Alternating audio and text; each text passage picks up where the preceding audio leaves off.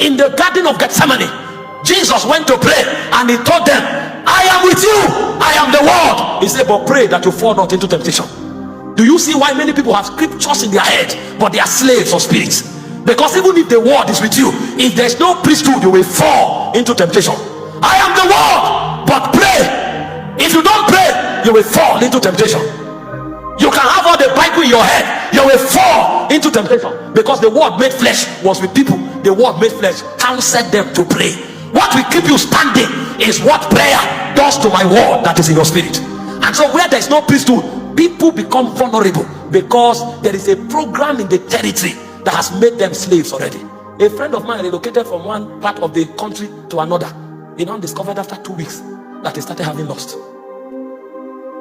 What is going on? He didn't know he came into a web, that there are territorial spirits there that manipulate people that have his kind of frequency, because he is prophetic. And so the moment he came and they picked the radar of the prophetic, they began to woo him with the energy of the environment. And he discovered after 2 weeks he started feeling lonely. He now began to look for girls to make friends with, and he made friends with a girl. In fact, they have planned for the girl to visit, because they've talked into, people have sex talking on phone. They have talked into sex on phone already, so they needed to consummate it in his house. But God showed mercy. People were praying for him, and so when the lady came, both of them prepared for what should happen to happen. Somebody now came to visit that day and refused to go. As the lady came in, they started talking, about to fall into the grave. He said, I saw a young man that is void of understanding. He said, he has gone the way of the strange woman. And he said, no one that goes that way returns. No one that takes that path returns. He was about to join in the path of no return, but prayers have been made. Prayers.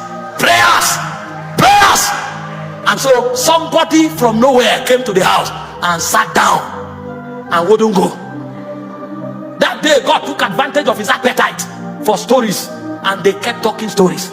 My friend was angry. He wanted to stab the brother, but the brother was his salvation. After a while, the weight of iniquity broke, and he started weeping. When the lady left, he knelt down, confessed, and was rededicated. Prayer created another algorithm, a counter programming that diffused what the devil planned, because the devil had everything in place.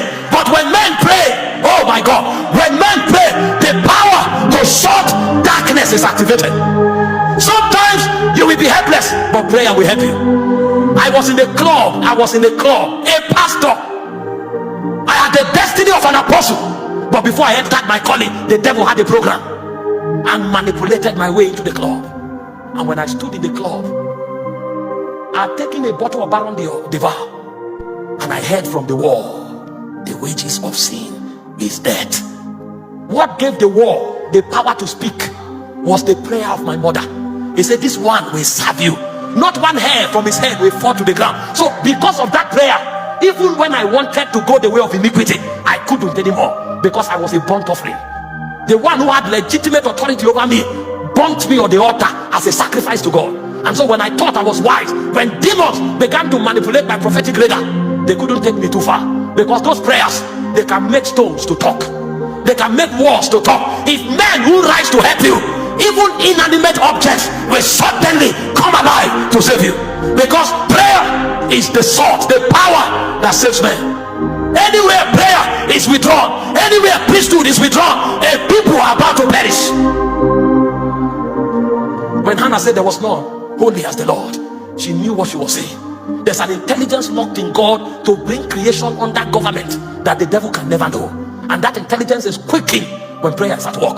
And so individuals are saved by prayer. Some of you who are serving God here, you think it's because you are wise. No. Some of you, your parents were even godless, but they were intercessors of Kenya 15 years ago that said, Lord, in the days when you visit Africa, remember Kenya. We don't know when you will come, but when you choose to visit Africa, remember Kenya.